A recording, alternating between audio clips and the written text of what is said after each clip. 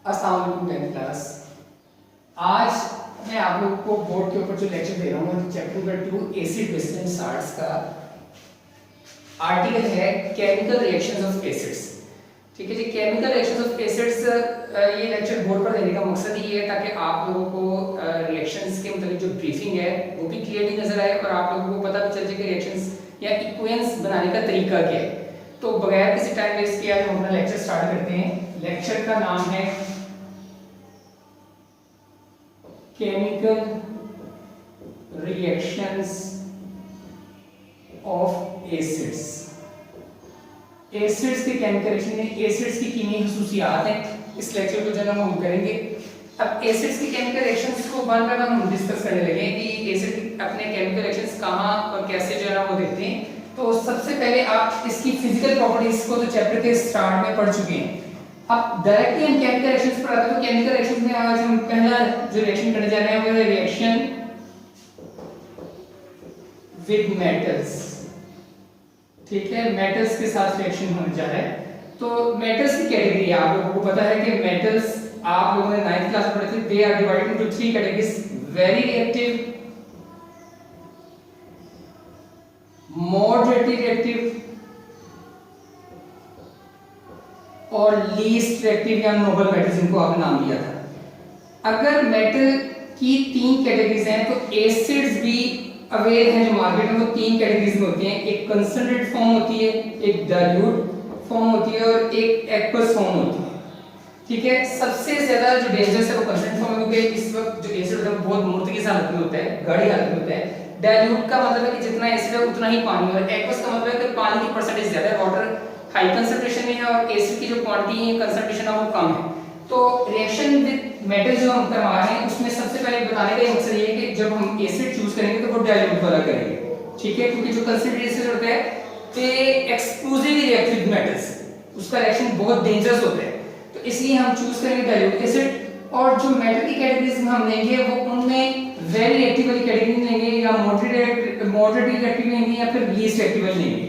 तो बताने का मकसद ये है ताकि आप लोगों को पता हो कि हमने मेटल्स कौन सी लेनी है और किस तरह के एसिड को हमने चूज करना है। तो when moderately reactive metals react with dilute acids, यानी मॉडरेटली रिएक्टिव मेटल्स का डाइल्यूट एसिड के साथ रिएक्शन करवाएगा, दे विल चेंज इनटू, जब एसिड का मेटल्स के साथ रिएक्शन करवाया जाएगा तो they will change into salt, respective salt बनेगा with the evolution of hydrogen gas. Like मैं आपके सामने इक्वेशन रख रहा हूं, आप एसिड कोई भी ले लीजिए, जैसे hydrochloric acid most common acid है, इसका मेटल के साथ रिएक्शन करवाएं, मेटल हम चूज करें जिंक।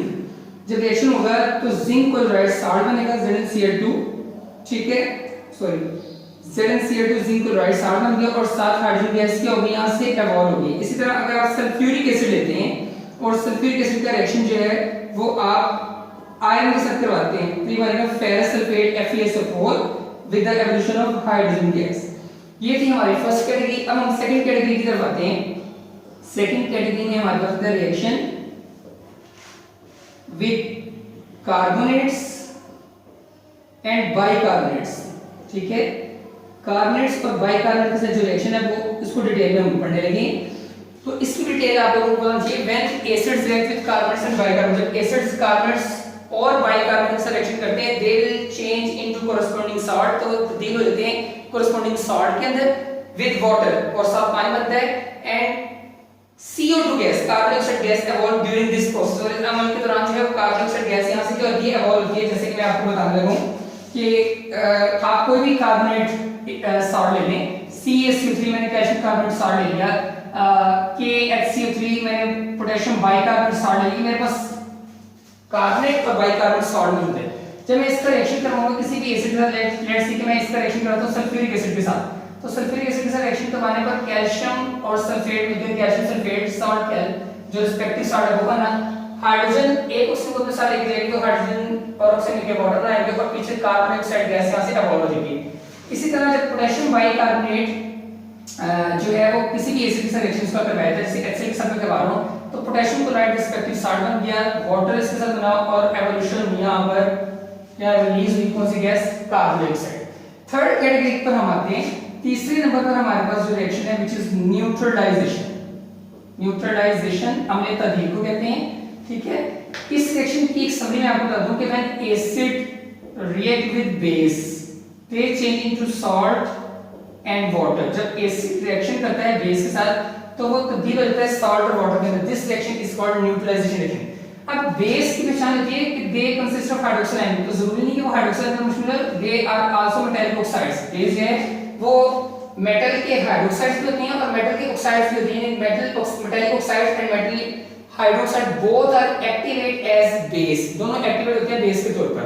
तो आप कोई भी एसिड लें, लेट्स सी कि मैं हाइड्रोक्लोरिक एसिड का रिएक्शन NaOH के साथ करता हूं, हाइड्रोक्लोरिक एसिड एसिड है, NaOH बेस है, both react with each other to change in sodium chloride and water. तो यहां पर जो इनकी प्रोडक्ट बनी है वो है सॉल्ट और वाटर। जिस रिएक्शन की प्रोडक्ट सॉल्ट और वाटर होती है this is known as neutralization reaction. इसके बाद कोई और हम एसिड लेते हैं लाइक नाइट्रिक एसिड HNO3, इसका हम रिएक्शन करवाने जा रहे हैं MgOH तो मैग्नीशियम हाइड्रोक्साइड बन जाएगा magnesium nitrate MgNO3 whole twice. बस यहां पर आप ट्वाइस में नाइट्रेट रेडिकल को रख रहे हैं तो यहां भी हमें 2 लगाना पड़ेगा, साथ इसके अबॉर्ड होगा क्या वाटर के 2 मोल। इस तरीके की न्यूट्रलाइजेशन होगी। इसके बाद अगर हम अपनी फोर्थ कैटेगरी पर आते हैं तो वो है reaction with sulphides and bisulphides, यानी सल्फाइड्स और बाइसल्फाइड्स के साथ रिएक्शन होगा।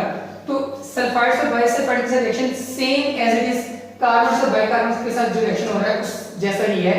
फर्क है यहाँ पर आपको कार्बन पे कार्बन नजर आ रही है या बाइकार्बन में कार्बन नजर आ रही है और सल्फाइड में उस कार्बन की जगह सल्फर आ जाएगी। तो अगर मैं यही वाली एग्जांपल्स को यहाँ पे शो करूंगा तो इससे पहले मैं इसको इस तरह डिस्क्राइब करूंगा कि मैंने sulphides and bisulphides acid they will change into respective salt with water and यहाँ कार्बन डाइऑक्साइड गैस इवॉल्व होती है but in this section sulphur dioxide gas will evolve. जैसे कि मैं इसी में रिएक्शन के अंदर कैल्शियम सल्फाइड और पोटेशियम बाइसल्फाइड के साथ रिएक्शन करवा रहा हूं और वही एसिड है, वो सल्फ्यूरिक एसिड मैंने ले लिया और यहाँ इस रिएक्शन के दौरान HCl ले लिया। तो अब क्या होगा, कैल्शियम सल्फेट को भी साथ मिलाएंगे तो कैल्शियम सल्फेट रिस्पेक्टिव सॉल्ट बन गया, कॉरेस्पॉन्डिंग सॉल्ट बन गया, पानी साथ बना H2O और साथ SO2 सल्फर गैस जो है वो इवॉल्व हुई है। इसके बाद अगर हम पोटेशियम बाइसल्फाइड के HCl से रिएक्शन करवाएंगे तो पोटेशियम क्लोराइड बन जाएगा, साथ वाटर बनेगा और साथ सल्फर गैस यहाँ से इवॉल्व हो जाएगी। नेक्स्ट कैटेगरी हमारे पास जो पांच आती है वो है रिएक्शन विद सल्फाइड्स। सल्फाइड्स के साथ रिएक्शन देखते हैं। आप कोई भी मेटालिक सल्फाइड ले लें, आयरन सल्फाइड ले लें, जिंक सल्फाइड ले लें और उसका एसिड के साथ रिएक्शन करवा दें, जैसे सल्फ्यूरिक एसिड के साथ मैं रिएक्शन करवा रहा हूं यहां पे, तो ये बन जाएगा ferrous sulphate FeSO4 with the evolution of poisonous gas hydrogen sulphide. यहां से हाइड्रोजन सल्फाइड यहां रिलीज हो रही है गैस। उसके बाद जिंक सल्फाइड का मैं अगर नाइट्रिक एसिड के साथ रिएक्शन करूंगा they will change into zinc nitrate ZnNO3 whole twice. ठीक है, पहले से मैं एक लगा दूं with the evolution of poisonous gas hydrogen sulphide. तो ये आज का हमारा टॉपिक था 10th क्लास, जो आप लोगों को मैंने बोर्ड के ऊपर इक्वेशंस को ड्रॉ करके समझा दिया। असल में यहाँ आपका रटा नहीं काम आएगा बल्कि आपके कंसेप्ट काम आएंगे। सुपर सेकेंडरी स्टूडेंट्स हैं वो खासतौर पर नोट करें कि आप लोगों ने एक पॉइंट के अंदर कम से कम 5 एग्जांपल्स यानी 5 इक्वेशंस ड्रॉ करनी है ताकि आप लोगों की प्रैक्टिस हो। इस क्वेश्चन की अंदर आपने एक इक्वेशन को तकरीबन 5 दफा ड्रॉ करके आपने मुझे होम असाइनमेंट के तौर पर इसको सबमिट करना है ताकि मैं आप लोगों की गलतियों को देख सकूं और ये भी देख सकूं कि आप लोगों के इक्वेशंस को बनाने का जो तरीका है, मेथड है, वो करेक्ट है या इनकरेक्ट है। ठीक है जी, 10th क्लास यहाँ तक के लिए आज इतना ही काम था। टिल नेक्स्ट लेक्चर हम नेक्स्ट टॉपिक पर आएंगे। तब तक के लिए अपना बहुत ख्याल रखिएगा। ओके जी, अल्लाह हाफिज़।